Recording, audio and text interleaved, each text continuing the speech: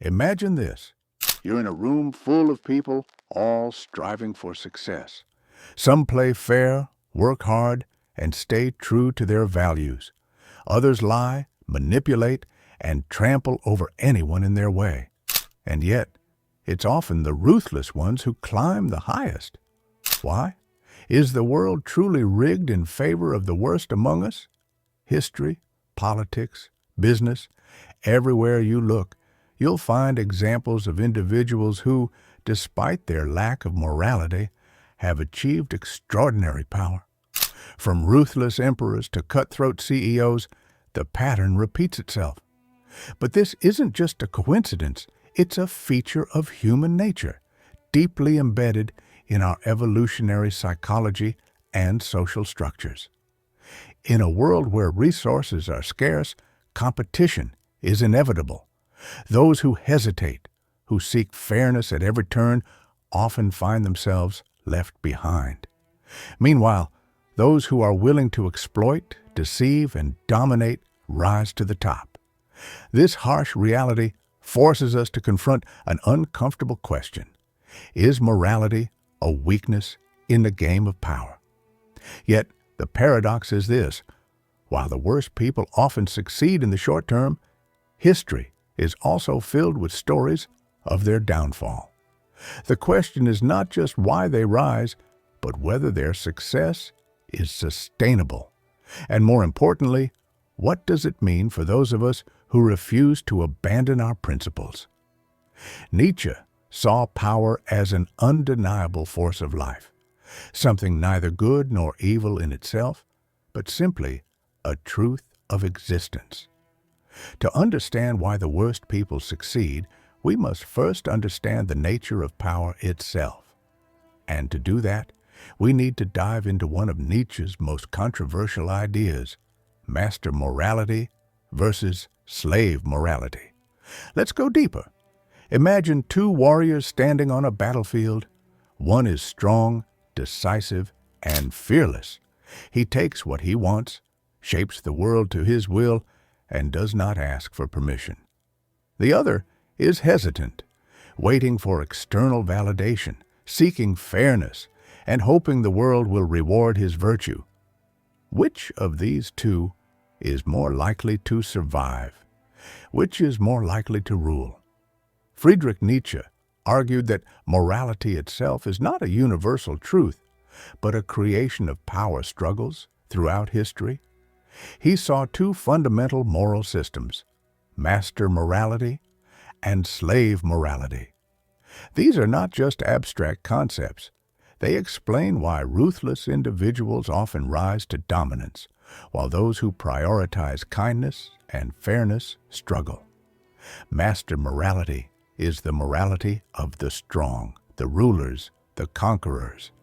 It is based on values like strength, courage, ambition, and power.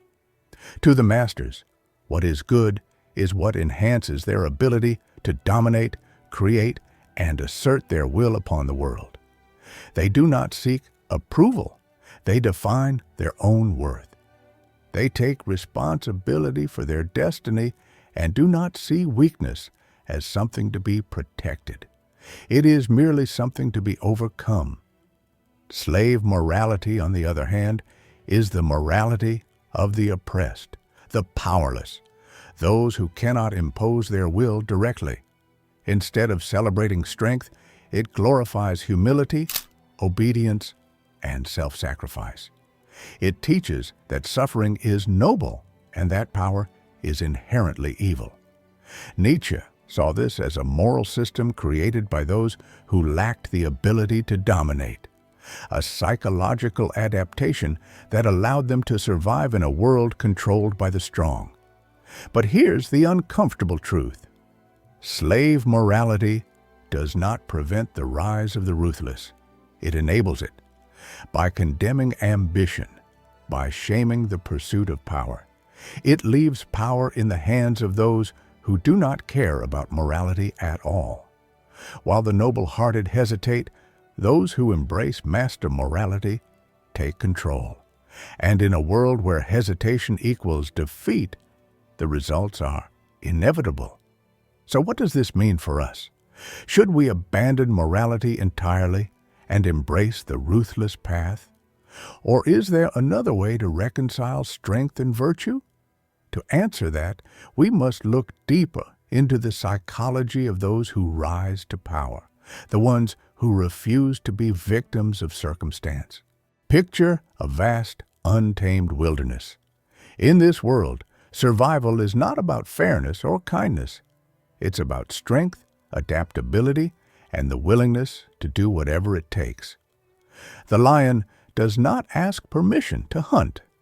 The storm does not apologize for its destruction. Nature does not reward morality. It rewards those who can endure, those who can dominate. Human society is no different. Beneath our laws and social contracts, the primal battle for survival still rages. Those who rise to power often share a defining trait: ruthlessness. Not necessarily cruelty, but the ability to act decisively, unburdened by hesitation or guilt. This is not an accident. It is an evolutionary adaptation, a mechanism that has allowed individuals and empires alike to seize control in a world that does not wait for the hesitant. Psychologists have long studied the traits that predict success in competitive environments. Time and time again, we see the same patterns: high levels of ambition, a low sensitivity to fear, and perhaps most controversially, a reduced sense of empathy for those who stand in the way. This does not mean that all powerful people are psychopaths, but it does mean that many of them possess traits that allow them to act without the emotional constraints that hold others back. Consider the leaders, entrepreneurs, and conquerors who reshaped history, from Julius Caesar to modern business moguls. The pattern is clear. Hesitation is a liability, and power is taken, not given.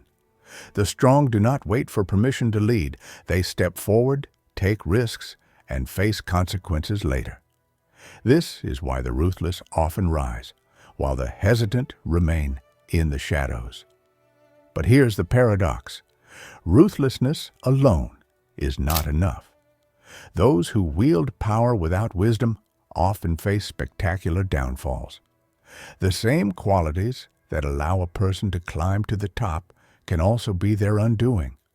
A leader who rules through fear alone will eventually be consumed by the very forces they once controlled. History is littered with tyrants who believed they were invincible until they weren't. So if power is often seized by the ruthless, does this mean that morality and fairness are doomed to fail? Not necessarily, but to understand why, we need to challenge one of the greatest delusions of modern society, the belief that the world is fair.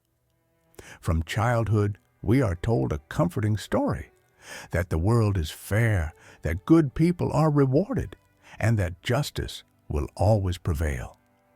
Fairy tales, religious teachings, and moral philosophies reinforce this belief. But then, as we step into reality, a brutal contradiction emerges. The hardest workers are not always the wealthiest. The most honest do not always lead. The kindest hearts are often the most broken. This disconnect is not a flaw in the system, it is the system. The idea of fairness, in many ways, is a carefully constructed illusion, a narrative designed not to reflect any absolute truth, but to maintain order, to soothe the masses, to keep society from imploding under the weight of its own contradictions. It is an opiate, a salve for the discontented, a story we tell ourselves to make sense of a world that, at its core, does not operate on principles of justice, but on power, influence, and the unspoken rules that govern the flow of both. We like to believe that success is the natural result of talent, perseverance, and virtue, that those who rise do so because they deserve to. It is a comforting thought, one that allows us to keep playing the game, to believe that if we simply do what is right, we will be rewarded. But reality does not operate according to such sentimental logic. Power is not handed to those who deserve it most. It is seized by those who understand how the game is played, by those willing to take what others hesitate to claim, by those who do not wait for fairness, but create their own conditions for victory. So does this mean morality is meaningless? That we should discard all principles, abandon integrity, and embrace ruthlessness? Not quite. To assume that the only choices available are naive idealism or cold, unrelenting cynicism is to misunderstand the nature of power itself. The truly influential, the ones who shape history rather than simply endure it, do not reject morality altogether, nor do they blindly adhere to it. Instead, they transcend it.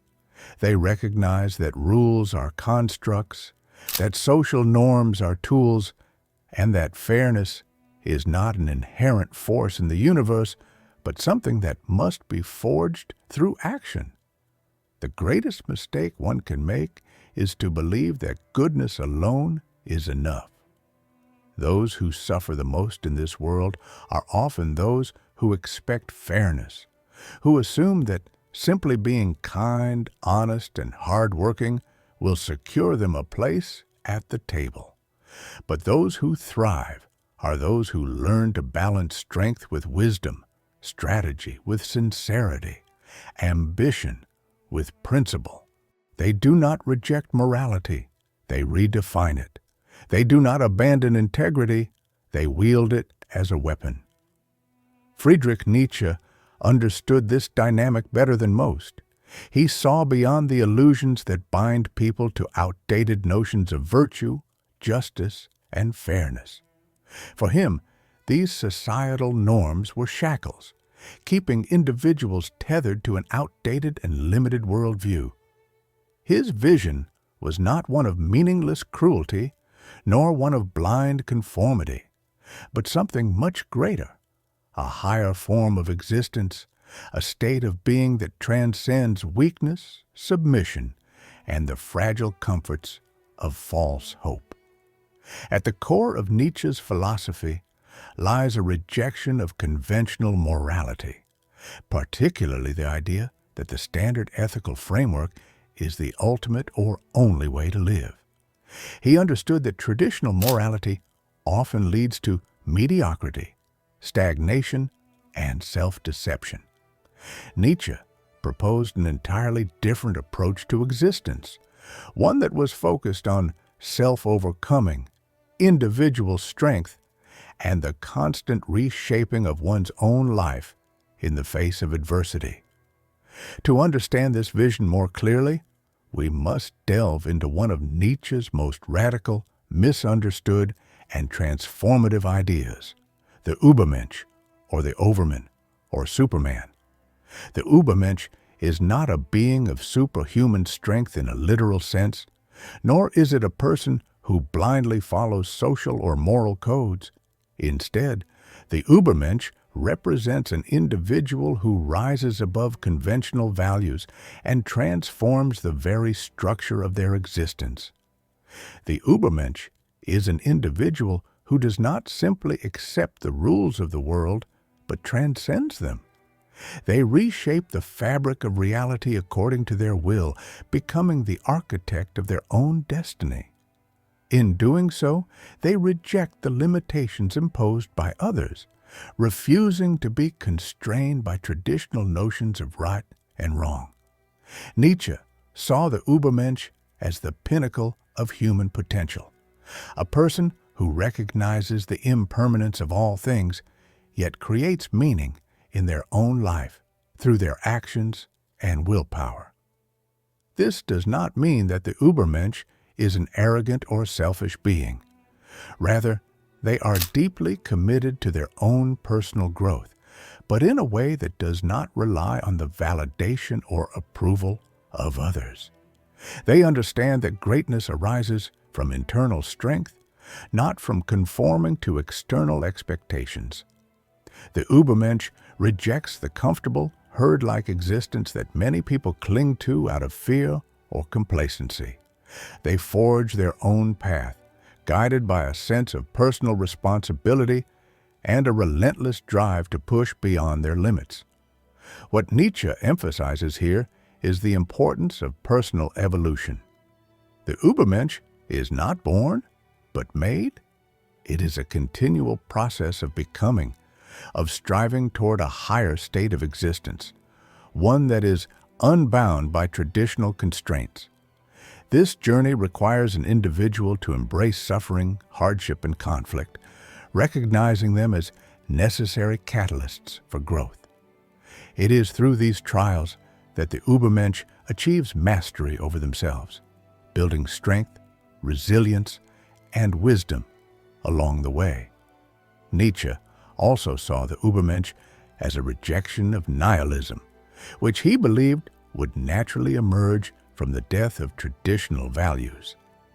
In the absence of religion and fixed moral codes, many people fall into despair, struggling to find meaning in a seemingly indifferent universe. The Übermensch, however, creates their own meaning. They are not paralyzed by the absence of an external purpose, but instead construct their own goals and ideals. The Übermensch is not afraid to face the void of existence, but sees it as an opportunity to shape their own destiny and impose meaning on the world. The ultimate message of Nietzsche's concept of the Übermensch is that the individual must take full responsibility for their life and its direction. Rather than relying on the comforting illusions of societal norms or religious doctrines, the Übermensch embodies a form of radical freedom. Freedom from the dictates of the past, from the constraints of tradition, and from the weak, self-imposed limitations that most people settle for. In this sense, Nietzsche's philosophy is not one of nihilism, as is often misunderstood, but one of radical affirmation. The Übermensch does not surrender to the world. They embrace it with all its chaos, pain, and beauty, and in doing so, they affirm life in its fullest sense. Through their will to power, they become the creators of meaning, carving out their own path, free from the constraints of convention and the expectations of others. To fully understand Nietzsche's vision of the Übermensch is to realize that it is not a static ideal, but an ongoing dynamic process of becoming. The Übermensch is always in the act of transcending, never fully complete, always striving for more, and always refusing to be bound by the past.